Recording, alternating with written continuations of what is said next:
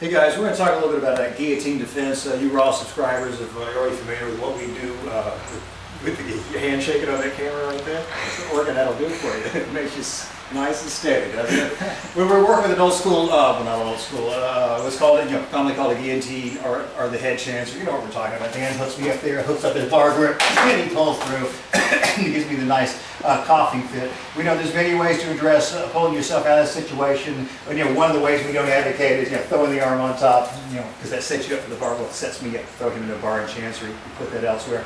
Again, you Raw subscribers already see what we're talking about. Only thing we use on this form of a guillotine is a wedge, but in case you haven't seen it, here she goes. When he hooks me up, I take the hand that's away from the head. So in case he's got his right arm around, I'm going to attack with my right arm versus his left. I find the gap in his arm and I hug his lat. This is as far as I go. I got a shallow amount of penetration right here, maybe the first 6 to 8 inches of a forearm.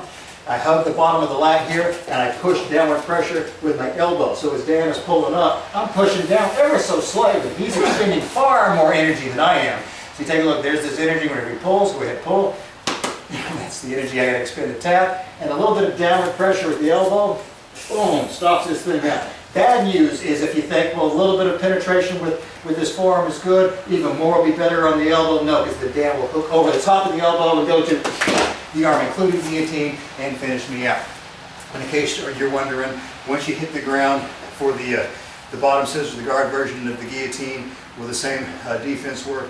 Yeah, even sweeter. So we hit the mat really quick right here. Dan will hook me up in the head on this side, so we can, the other side please, so I can wedge here. My bad. So I build that wedge, guys, I put it in, all I have to do is grab that lat and lean on that forearm, and Dan can pull and push with his legs all he wants right there. Listen, I'm just going to change the voice. Life's pretty nice, pretty sweet. So give that one a shot, work it. As far as we're concerned, that's your go-to guillotine defense is the only one you're going to need.